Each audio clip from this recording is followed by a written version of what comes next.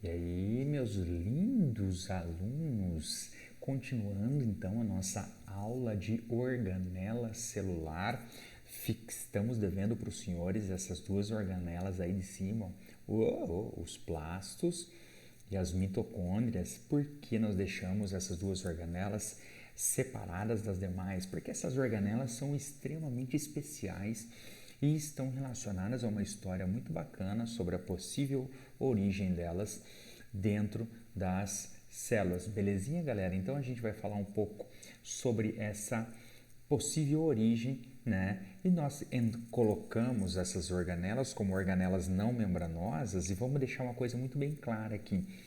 Por que elas não entram na classificação das organelas não membranosas, apesar de elas terem membrana?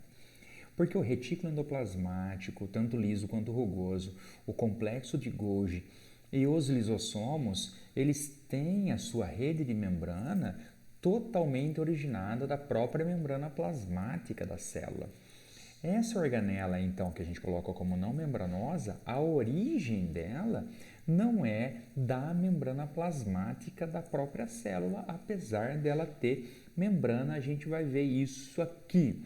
Tá? A primeira história que a gente quer contar para vocês é o que a gente chama de hipótese endossimbiótica. Tá? Você já leu endossimbiótica ali, né? Então eu vou me colocar lá em cima para poder explicar para você o que é essa hipótese endossimbiótica. Então vamos fazer primeiro uma análise da palavra dentro, simbiose. Simbiose, galera, é uma relação ecológica onde dois organismos passam a conviver juntamente, né? Viver um na dependência do outro, e é uma relação extremamente benéfica para os dois organismos. Nós podemos dizer também que a simbiose é um tipo de mutualismo. Então, um organismo vive na dependência do outro e vice-versa. Vamos entender então como que a gente pode justificar para você que tanto mitocôndria como cloroplasto possui essa origem então endossimbiótica. Primeiramente, acredita-se que eles eram organismos procariontes que viviam independente de uma célula. Vamos lá para o desenho lá em cima. Então, olha aqui, eu tenho aqui uma célula, certo, galera? E o organismozinho procarionte vivendo independentemente dele. E, de repente, em algum momento evolutivo, esse organismo procarionte foi interiorizado por uma célula e passou a viver lá dentro. Então, nós temos aqui três justificativas principais que fazem com que essa hipótese endossimbiótica seja tida como uma hipótese muito verdadeira. A primeira delas é que tanto mitocôndria quanto cloroplasto possuem DNA próprio, diferente do DNA da célula que ele está vivendo. E um outro detalhe importante a respeito desse DNA. O DNA de cloroplasto e de mitocôndria, galera, é um DNA circular, assim como é o DNA das bactérias que nós conhecemos hoje em dia. Primeira observação. Segunda observação. Eles possuem ribossomos como organela celular. Então, dentro dessas outras organelas, né, que são os cloroplastos e as mitocôndrias, existem ainda os ribossomos lá dentro, o que indica que esse ribossomo tem origem também lá do organismo procarionte, que é anterior a essa organela. E o terceiro item é a dupla membrana. Tanto mitocôndria quanto cloroplasto é formado por duas membranas. A membrana interna seria, portanto, a membrana lá do organismo antes dele invadir a célula.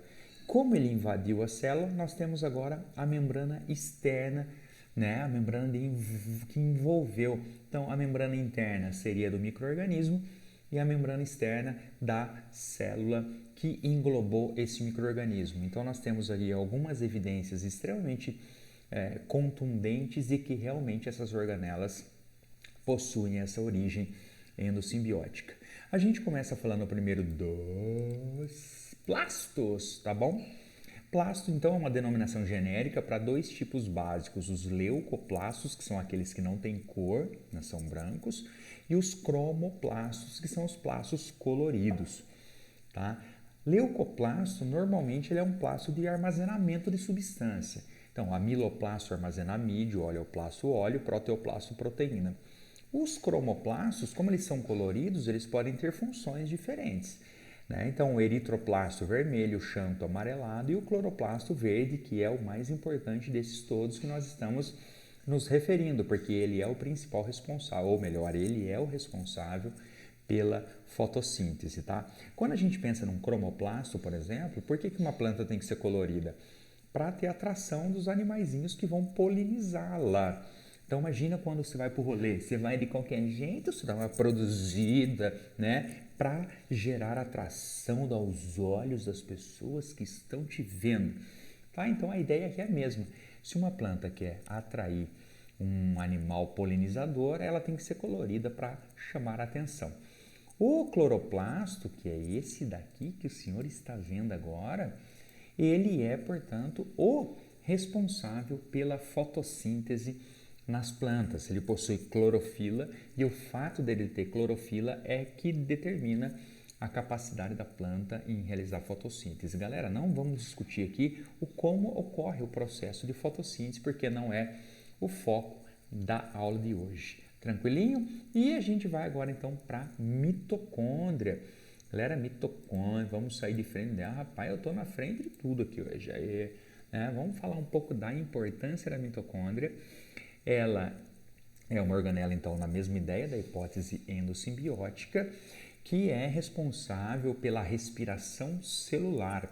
E a respiração celular nada mais é do que um processo de oxidação da molécula de glicose para a produção de energia na forma de ATP. Uma coisa que você tem que saber, galera, daqui para frente, acabou. Uma coisa que você tem que saber é que cada tipo de célula vai ter uma quantidade de organela característico a quê? Característico a qual a função dessa célula dentro do organismo. Então, tem células que têm muito mais mitocôndria, como, por exemplo, as células musculares, que gastam... Desculpa. Eita, muita energia.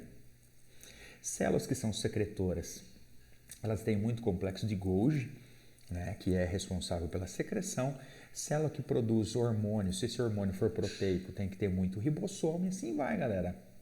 Então, a quantidade e o tipo de organela que cada célula tem varia de acordo com a função que essa célula tem. Belezinha? Então, é isso que nós temos por hoje. Espero que o senhor tenha aproveitado esses momentos, que o senhor está em casa e beijo, até a próxima.